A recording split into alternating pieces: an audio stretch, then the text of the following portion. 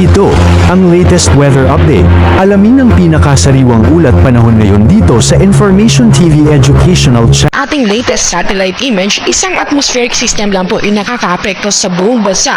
Ito po yung easterlies. Paano nga po ba nangyayaring easterlies? Yung ikot po ng Earth sa sarili niyang axis. Ibig sabihin, consistent po yan. Ngayon, yung atmosphere po ay susunod dyan.